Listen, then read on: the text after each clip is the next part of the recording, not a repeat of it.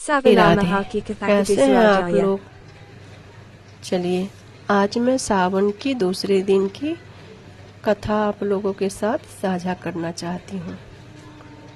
सावन का महीना भगवान शिव को समर्पित है। इस महीने में भगवान शिव और माता पार्वती की उपासना करने से व्यक्ति को धन लाभ, पारिवारिक जीवन में सुख समृद्धि मिलती है। साथ ही सावन के महीने में व्रत करने से व्यक्ति की इच्छा पूरी होती है और व्यक्ति इस जन्म में सभी सुखों को भोग कर अंत में शिव धाम में वास करता है।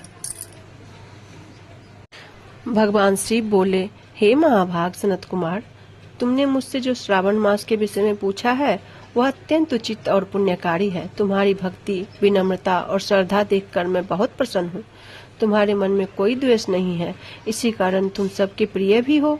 मैंने तुम्हारे पिता ब्रह्मा जी का एक मस्तक काटा था, फिर भी तुमने मुझसे कोई वैर नहीं रखा। यह तुम्हारी महानता है, इसलिए मैं तुम्हें सावन मास का पूरा महात्म्य सुनाऊंगा। ध्यान लगाकर सुनो। हे योगियों में श्रेष्ठ, मनुष्य को चाहिए कि श्रावण मास में नियम पूर्वक व्रत करे, विशेष रूप से नक्त व्रत, जैसे कि दिन में उपवास, रात को भोजन करे और रोज रुद्राभिषेक करे। जो वस्तुएं मन को प्रिय हो उनका त्याग दे। पुष्प, फल, तुलसी दल, बिलपत्र आदि से शिव जी का पूजन करे। इस मास में 1 करोड़ शिवलिंग बनाकर उनकी पूजा करना और ब्राह्मणों को भोजन कराना अत्यंत पुण्यदायक माना जाता है।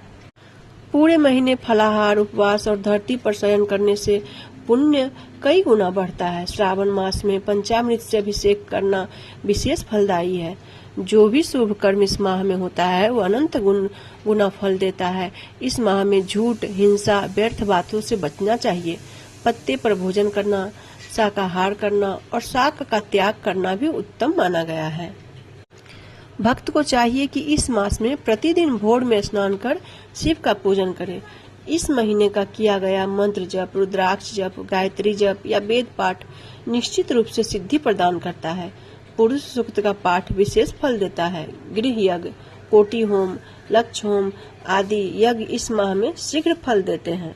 हे मुनिवर, जो सावन में एक दिन भी व्रत नहीं करता उसे नरक में कष्ट भोगना पड़ता है। सावन मास में कामनाओं को पूरा करने वाला और मोक्ष देने वाला महीना है। भगवान शिव ने आगे बताया, इस मास में सप्ताह के हर दिन के अनुसार अलग अलग व्रत बताए गए हैं।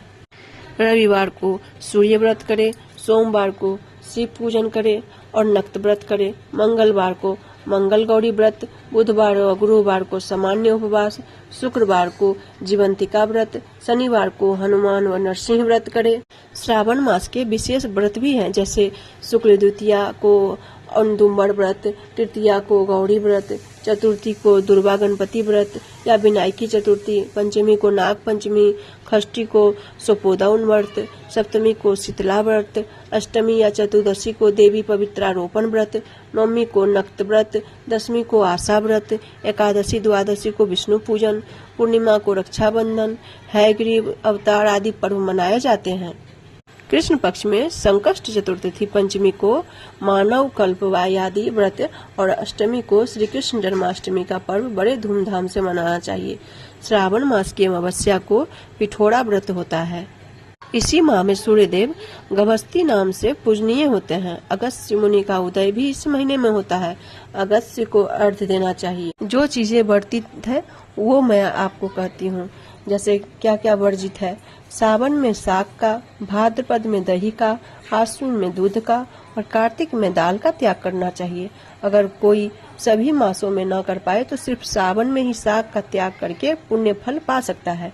भगवान शिव ने कहा, जो सावन मास में व्रत, तप, स्नान, दान, मंत्र जप और उपवास करता है वह मुझे और विष्णु दोनों को प्रसन्न करता है। मेरे और विष्णु में कोई भेद नहीं है।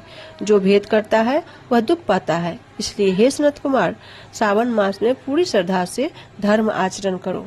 ये श्रावण मास की कथा का दूसरा अध्याय है।